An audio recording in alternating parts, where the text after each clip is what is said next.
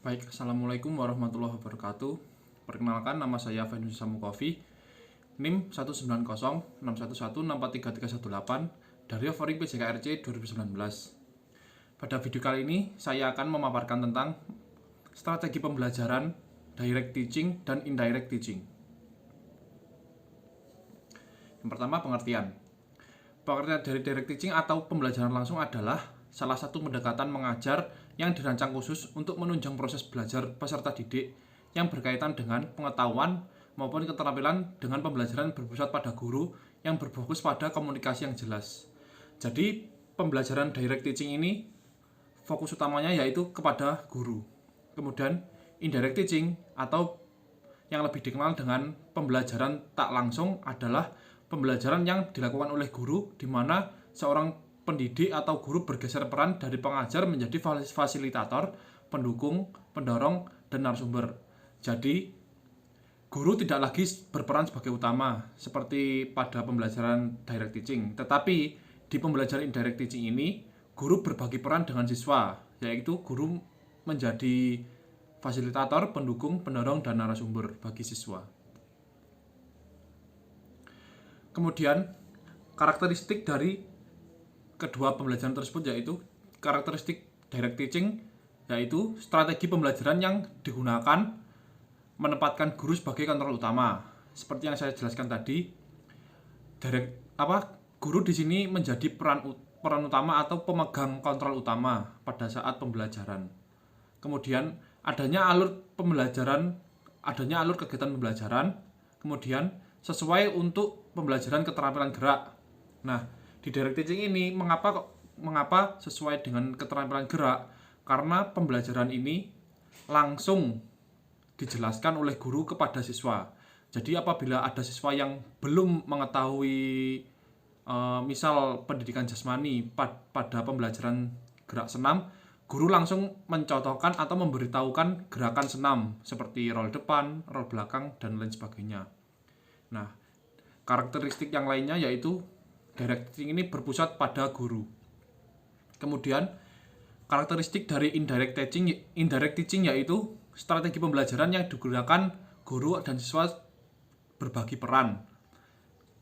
Kemudian, bahan utama dikemas dalam bentuk sajian masalah sesuai untuk pembelajaran yang mengarah pada cara belajar, nilai, keterampilan sosial, kemerdekaan belajar, dan perasaan.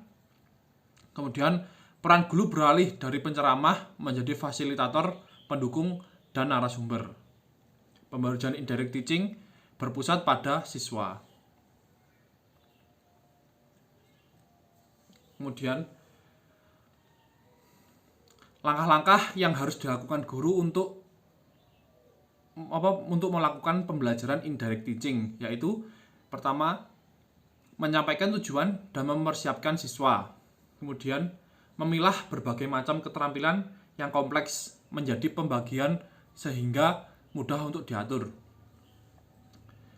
Ketiga, mendemonstrasikan pengetahuan dan keterampilan. Keempat, merancang tugas terstruktur materi yang telah dipelajari dan untuk dipraktekkan. Kemudian, mengecek pemahaman dan memberikan umpan balik. Memberikan kesempatan untuk latihan lanjutan dan penerapan konsep. Yang terakhir, melakukan evaluasi pada hasil belajar siswa dan performa mengajarnya. Kemudian, langkah-langkah untuk melakukan pembelajaran indirect teaching yaitu materi disiapkan secara holistik atau menyeluruh. Kemudian, memberikan ruang bagi siswa agar dapat bereksplorasi. Artinya, guru di sini seperti contohnya guru hanya memberikan tugas atau memberikan tugas kelompok, kemudian siswa diperintahkan untuk mengeksplorasi dari tugas tersebut sesuai dengan keinginan siswa tersebut. Kemudian, guru berperan sebagai perancang pembelajaran, tetapi memberikan ruang untuk siswa agar berpikir secara kognitif, afektif, dan psikomotorik. Jadi, pembelajaran yang dilakukan tetap bisa berjalan dengan pembelajaran yang utuh. 4. Memperhatikan karakteristik dasar siswa akan kemampuan, ketertarikan, dan kebutuhannya. Kelima, menarik kesimpulan dari pembelajaran yang telah dilakukan dan memberikan refleksi. Hal ini perlu dilakukan karena pada pembelajaran indirect teaching ini berfokus pada siswa.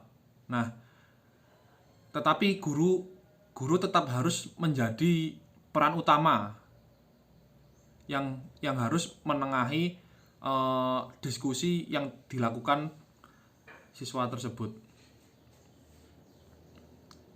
Selanjutnya, kelebihan dan kekurangan direct teaching. Kelebihannya yaitu guru dapat mengendalikan isi materi, kemudian dapat diterapkan secara efektif dalam kelas besar maupun kelas kecil.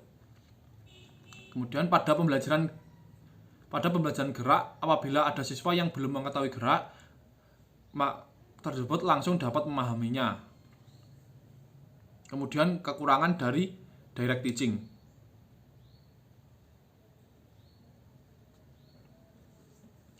Yang pertama, sulit untuk mengatasi perbedaan dalam hal kemampuan pengetahuan awal, tingkat pembelajaran, dan pemahaman, gaya belajar, atau ketertarikan siswa. Karena pada pembelajaran direct teaching ini, guru mengharuskan menyamaratakan semua pembelajaran semua materi yang diberikan itu diberikan sama. Maksudnya yaitu materi yang diberikan, apabila ada siswa yang kurang paham, apabila ada siswa yang sudah mahir, itu guru menganggapnya sama. Kemudian, siswa hanya memiliki sedikit kesempatan untuk terlibat secara aktif, karena di sini guru sebagai pengontrol utama dalam pembelajaran. Kemudian kesuksesan pembelajaran tergantung pada image dan komunikasi guru terhadap siswa. Kemudian kelebihan dan kekurangan indirect teaching. Kelebihannya mendorong ketertarikan dan keingintahuan siswa, menciptakan alternatif dan menyelesaikan masalah, mendorong kreativitas dan pengembangan interpersonal siswa, dapat bebas mengekspresikan pemahaman terkait pembelajaran yang berlangsung. Kekurangannya yaitu memerlukan waktu yang cukup panjang, outcome sulit diprediksi, tidak cocok apabila peserta didik perlu mengingat materi secara cepat. Karena pada pembelajaran indirect teaching ini, materi yang diberikan yaitu secara holistik atau secara menyeluruh. Kemudian, contoh penerapan direct teaching. Direct teaching dapat diterapkan dengan cara ceramah, demonstrasi, pengajaran eksplisit, dan praktek dan latihan. Pengajaran eksplisit yaitu seperti yang saya baca pada artikel, eksplisit merupakan penyampaian secara langsung.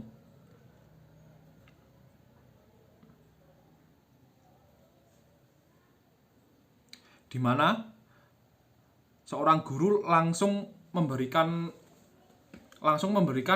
inti dari pembelajaran yang dilakukan. Semisal contoh pembelajaran senam.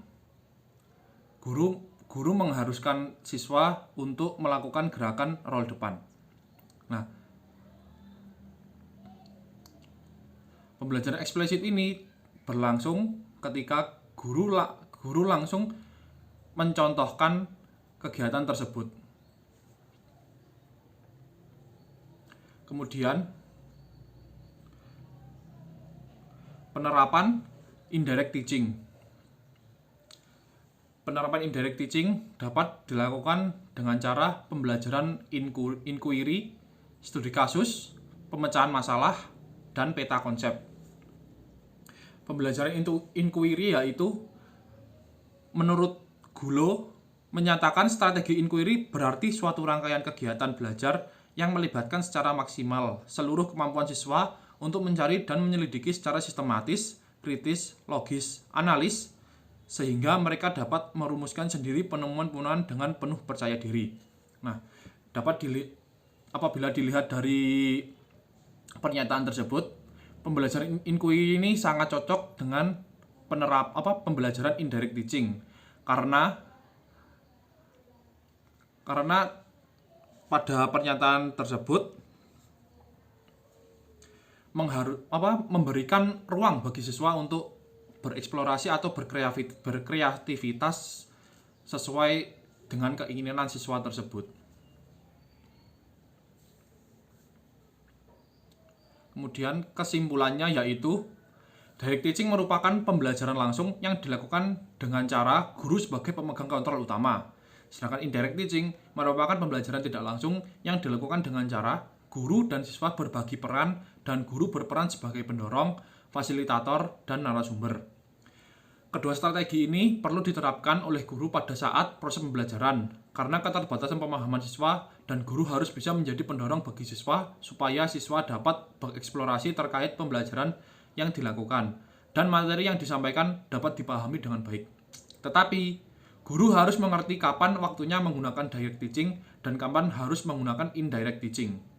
Karena kedua strategi pembelajaran ini berbeda secara konsepnya. Terima kasih.